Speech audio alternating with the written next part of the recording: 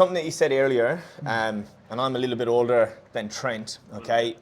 Just a little bit. I'm 33 this year, right? And as you just said, they're 35. I look great. You almost look 70.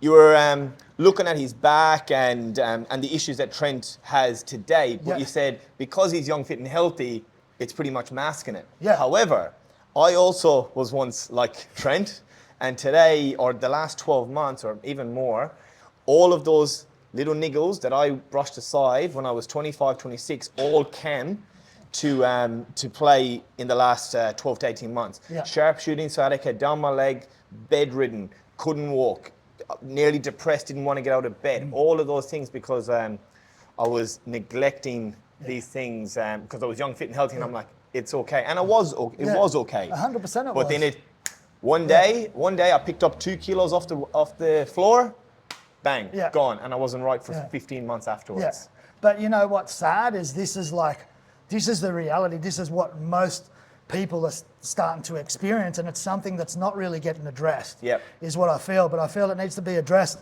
It needs to be addressed early on. Yeah. You know what I mean? Like everything, the problem with the internet age and the Instagram angle, everything's from one direction. You know, like you see people get a lot of face work done and you see them from the side, they look terrible. It's the same, your training is from an Instagram angle. Yeah. So a lot of training exists in that Instagram angle, which hides all the terrible stuff you're doing. People have got to film themselves from other angles, or the trainer's got to obviously look at them from different angles. People don't see those angles, and they're actually not exposing themselves to how badly or how poorly they're moving, because they just want to look at how good they're moving all the time and not the other side of the coin. What are my weak points? Yeah. Because you're only as strong as your weakest link. Yeah. That's the reality. I can have, 2 metal chains. If it's got a plastic link in the middle, it doesn't matter how much those metal chains can take. The plastic link's the one that's going to break. Yeah. It's the same thing in the body. It's I rolled an ankle here, and then I started to get a knee problem. Now I got a hip problem on the other side. Now my shoulder's hurting.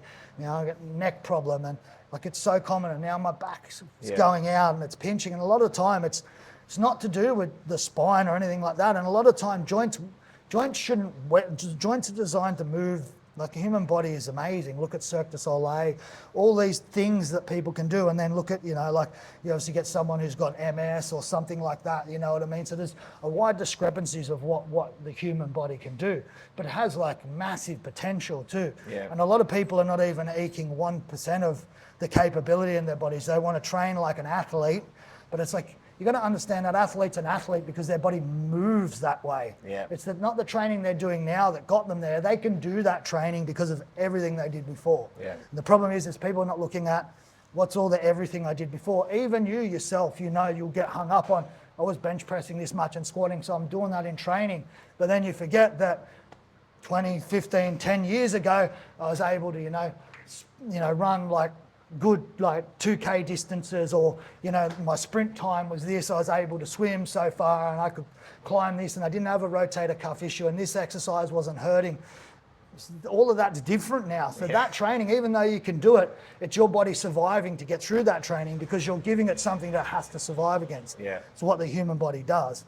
And as trainers, we've got to understand, is that client surviving their training, or are they thriving from their training? Yeah. Do you know what I mean? And that's the whole process of looking at what's that person doing, what's their previous history before, what's the stages, what outcomes, what's been happening in your training, and then what are we doing right now, and then what ranges of motions are those persons missing? So I want to know what they've been doing in training. Show me how you squat. Okay, well, how many times a week do you squat, and what else do you do? And you get an idea of how they move, and they go, okay, he's done a lot of squatting.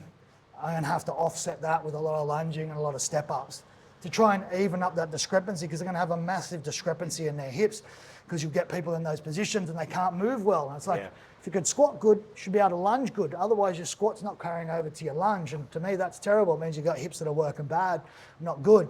Different if you're a world-class powerlifter and you're squatting, 3 times plus body weight.